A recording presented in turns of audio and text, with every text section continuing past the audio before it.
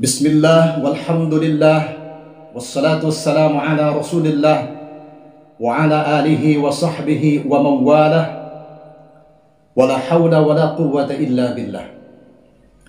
Saudara-saudara kaum muslimin dimanapun saat ini Anda berada, alhamdulillah di pagi hari yang begitu cerah ini, tepatnya di tanggal 19 Juli 2023, saya ingin sedikit berpartisipasi atau mungkin berkontribusi untuk mengomentari sosok seorang Kiai Haji muda yang luar biasa, yang tiada lain adalah Kiai Haji Imaduddin Al-Bantani.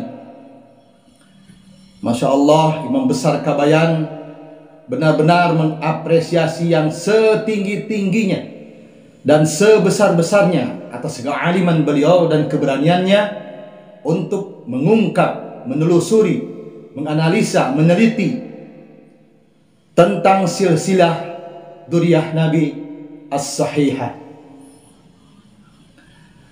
Kalau melihat sepak terjang beliau, sekali lagi, kalau melihat sepak terjang beliau, ini ada kemiripan dengan sepak terjangnya seorang ulama muhaddits, seorang ulama muhaddits besar. Bahkan beliau oleh beberapa kalangan disebut sebagai mujaddidnya, pembaharunya ulama Islam di abad ke-20. Beliau tiada lain adalah Syekh Nasruddin Al-Albani. Jadi kalau melihat kegoncangan ya atau kekisruhan, konflik yang terjadi antara para habaib yang kemudian melibatkan seluruh kalangan di antara para ahli ilmu dari kalangan kiai, ulama, buya, mama, ajengan, ustadz dan sebagainya, yang tentunya terutama para habaib khususnya di Indonesia ini, benar-benar Kiai Haji Imaduddin sangat relevan sekali dengan namanya, yaitu sang penegak agama, tiangnya agama, dan beliau ingin mencoba untuk menegakkan agama melalui penelitiannya di bidang dzurriyyah Nabi Shallallahu Alaihi Wasallam, agar sesuai dengan kata-kata beliau, beliau ingin meneliti, menganalisa, menelusuri, memeriksa mana para habaib yang sahih dan mana para habaib yang dhaif, bahkan maudhu atau palsu. Habib abal-abal, Habib gadungan, itu bukan karena benci secara pribadi, tetapi justru saking sayangnya kepada para dzurriyyah Nabi. Tetapi apa dampaknya dan reaksinya? Seluruh umat bereaksi, terutama mungkin ini datang dari para habaib palsu gadungan itu. Karena kalau dirinya merasa bahwa dia merupakan keturunan dari dzurriyyah Nabi yang asli, ya pasti akan nyantai-nyantai saja, ya. Berbeda sikapnya dengan orang yang kalau kesindir dan memang dia tidak atau kurang merasa atau masih diragukan kehabibannya, pasti marah. Nah, ini kan banyak yang marah-marah tuh para habaib, ya. Harus jadi pertanyaan. Semua gempar, ya. Semua marah besar. Ini persis sekali suasananya ketika ya kalau sebelumnya mungkin sebelum ada penelitian yang dilakukan oleh Kiai Haji Imaduddin ini, mungkin setiap orang boleh dengan santai-santainya mengaku dirinya sebagai Habib.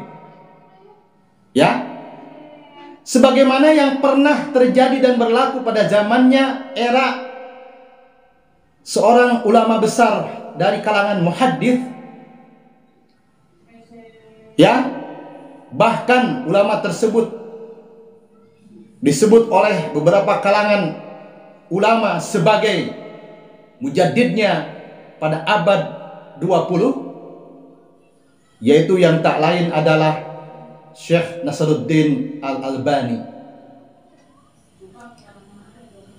Itu kan sebelum ada kitab silsilah tentang hadis dhaif dan palsu itu, mungkin orang-orang di seluruh dunia bahkan bisa mengatakan apapun itu sebagai hadis. Betul atau tidak? Tetapi bagaimana reaksinya setelah ada kitab tersebut? Semua orang bereaksi, bahkan sama kondisinya, ada yang pro dan ada yang kontra.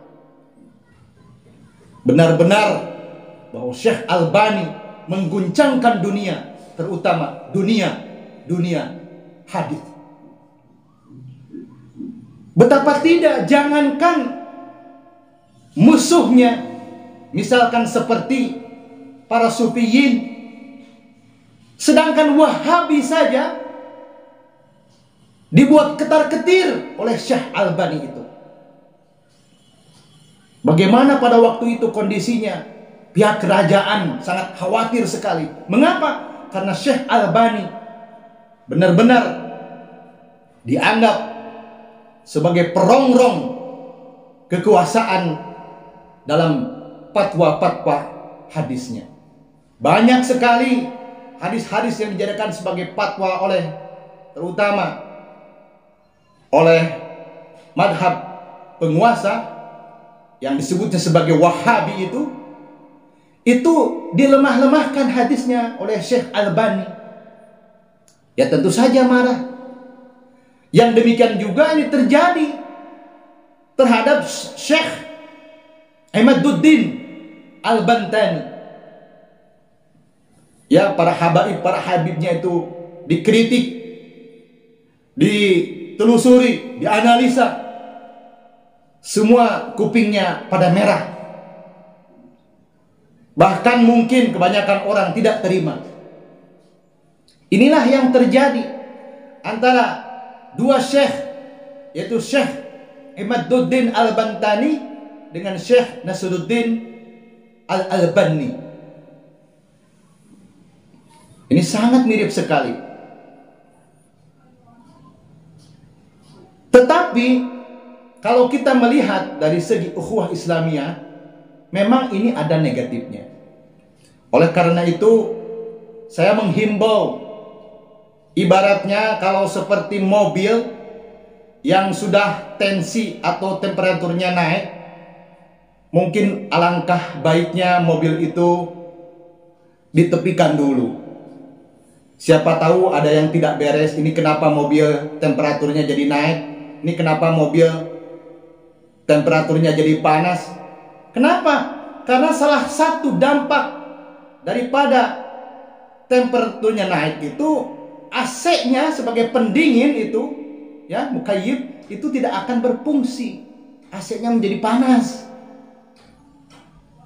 Nah, jadi jangan terus-terusan diteruskan konflik ini. Kalau bisa, ya, diredakan, ya, diistirahatkan dulu, ditepikan dulu. Coba diperiksa. Ini apa yang menyebabkan mesin ini panas? Mungkin airnya kurang, radiatornya bocor, atau mungkin sudah rusak. Karena jangan-jangan kalau ini dibiarkan dan terus melaju tanpa mengindahkan rambu-rambu dari mesin, padahal mesinnya itu sudah hidup, sudah merah, tapi terus saja jalan. Ini bisa-bisa jangankan mesinnya mati, bisa jadi mobilnya juga ikut meledak dan terbakar. Sehingga yang rugi siapa? Yang rugi ya Aswaja sendiri. Saya tuh sayang sama Aswaja itu. Sayang sekali. Karena Aswaja itu adalah sama-sama saudara saya.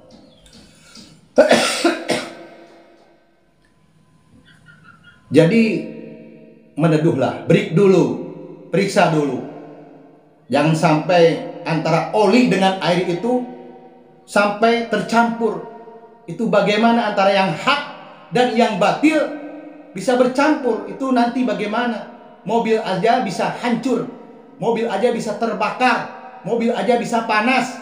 Apalagi ini dengan sesama Aswaja, sesama kiai, sesama mama, sesama abuya, sesama ustad, sesama ulama.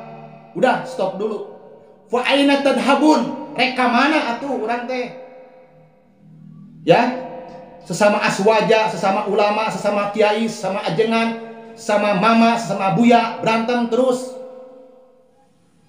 Saatnya kita break dulu, beristirahat dulu, dan kita bergeser ke yang lain, yaitu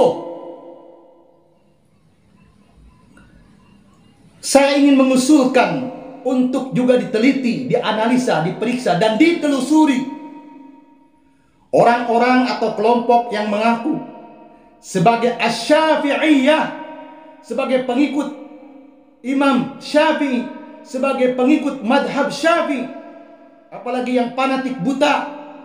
Jangan-jangan mereka ini palsu. Jangan-jangan mereka ini pengikut Imam Syafi'i yang gadungan. Jangan-jangan mereka ini pecinta Imam Syafi'i yang abal-abal. Harus ditelusuri. Ya. Jangan sampai dirinya dan kelompoknya mengaku sebagai madhab Syafi'i, tetapi amal ibadah mahdohnya terutama ternyata kontradiktif, paradok dengan amalan-amalan ibadah maupun dengan nilai-nilai atau fatwa-fatwa yang ditulis oleh Al-Imam Asy-Syafi'i, terutama di dalam kitabnya Nah, mari kita teliti. Ibda binafsik.